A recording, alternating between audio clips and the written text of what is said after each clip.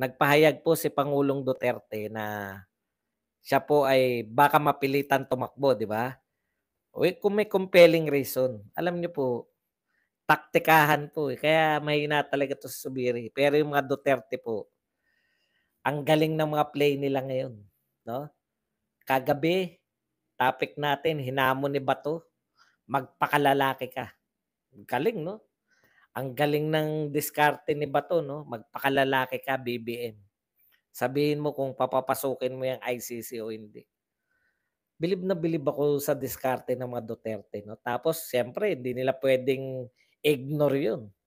Ngayon hindi na nila papapasukin, hindi na makikipagtulungan ng gobyerno. Kumurap sila kay Bato. Ngayon naman, anong pronouncement ni Inday Sara, "Tatakbo ko sa susunod na eleksyon."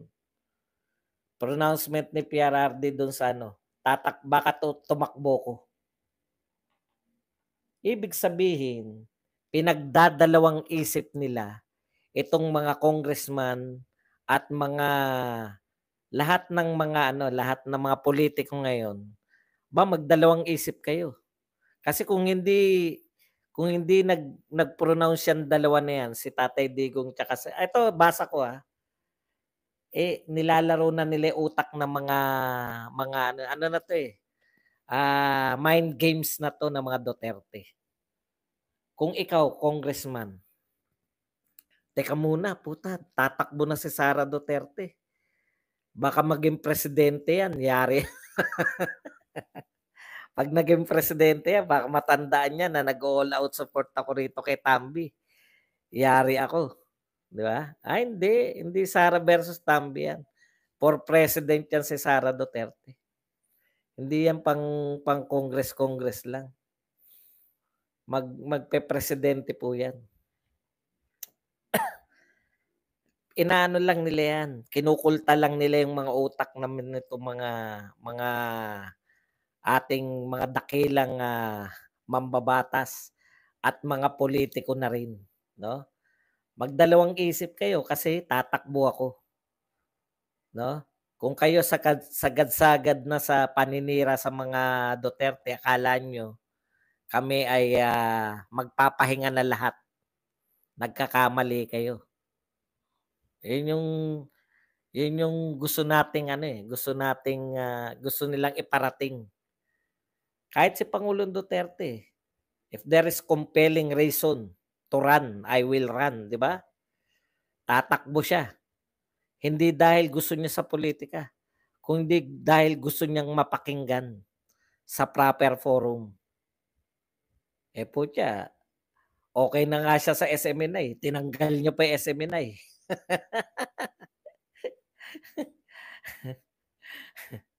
Tsaka na-realize siguro ni Pangulong Duterte yung impact, iba talaga yung impact 'no. Siguro, sa isip ni Pangulong kung senador ako, may impact yung bawat bitawan kong salita.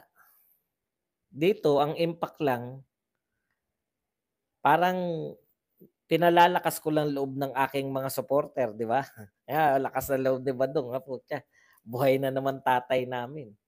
Malalakas na loob ng mga DDS, mga kulto ni Digong at iba pang grupo na sumusuporta sa mga Duterte. Yun lang. Pero 'pag senador ka siyempre iba yun.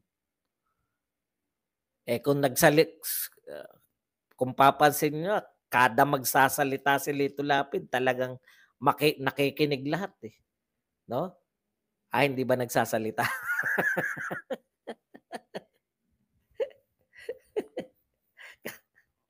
Kada nagsasalita si Lito Lapid, putya nakikinig lahat. Ang problema hindi hindi hindi nagsasalita.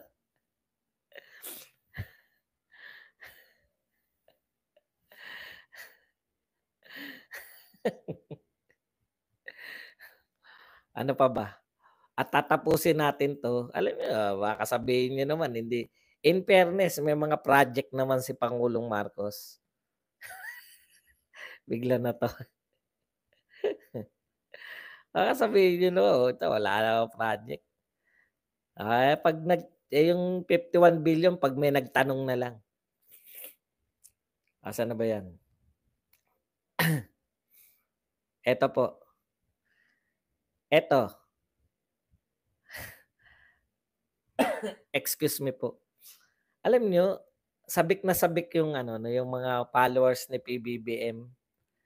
Yung mga followers ni BBM sabik na sabik sa proyekto 'no.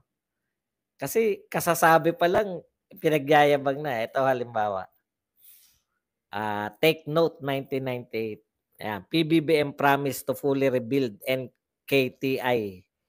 Ito yung National Kidney ano yun, nakalimutan ko yung meaning ng T. Yan, tignan po ninyo. Asan na ba 'to? Ba't wala yung pagyayabang? Eto, so kung walang BBM na presidente, walang makakaisip na i-rebuild ang NKTI?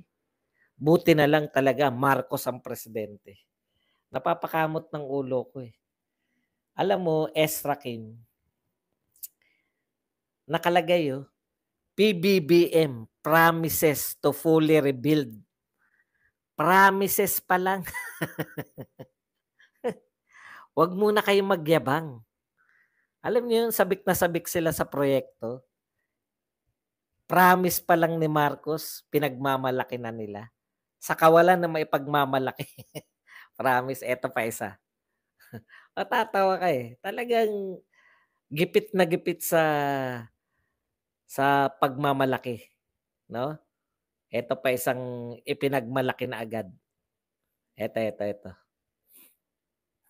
The construction of LRT2's 3.02 kilometer west extension project which links Recto to Tondo area is targeted to start next year according to DOTR.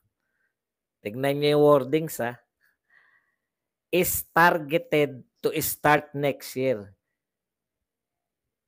Ano pa lang po, next year pa sisimulan. Sisimulan next year, 2025, sisimulan pa lang. Hindi pala, target pa lang simulan. Ito po ang sabi ni John Jacinto. Walang halong yabang, 'Pag nagtrabaho si PBBM, tahimik lang. Paanong hindi tahimik, sisimulan pa lang 'yan at nakakaawa, 'di ba? Target simulan next year, 2024 ngayon, 2025 sisimulan pa lang. Nagyabang na kaagad, walang 'pag nagtatrabaho si PBBM, tahimik lang. Kaya tahimik, wala ka talagang maririnig na pukpok. Kasi sisimulan pa lang, next year pa.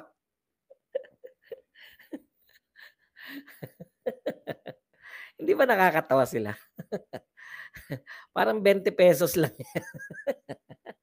at saka 1,000,000. Panay mga target. Yan lang po ang ating topic. At dahil, ginabi na naman ako, wala na naman nanood.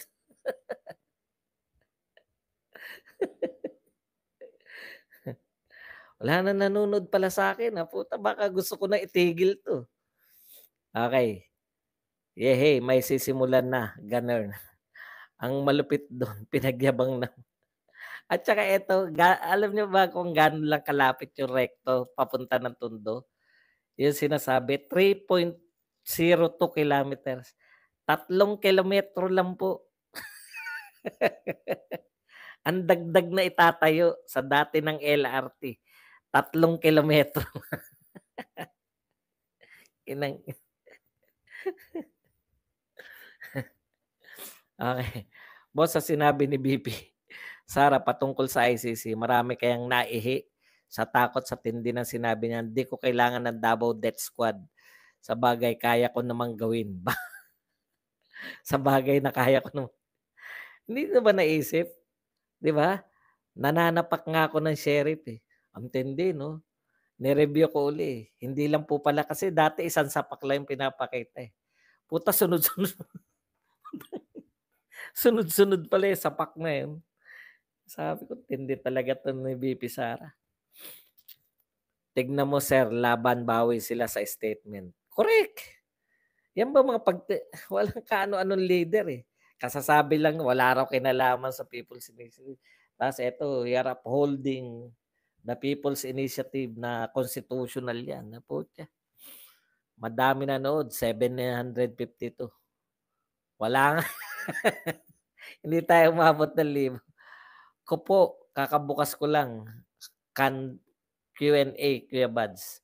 "Sir, tuloy lang, mabuhay ka." Hindi, ito niloloko ko lang kayo, ako pa ba naman hihinto. 'Pag huminto ako, ano pa gagawin ko sa buhay? Magbibilang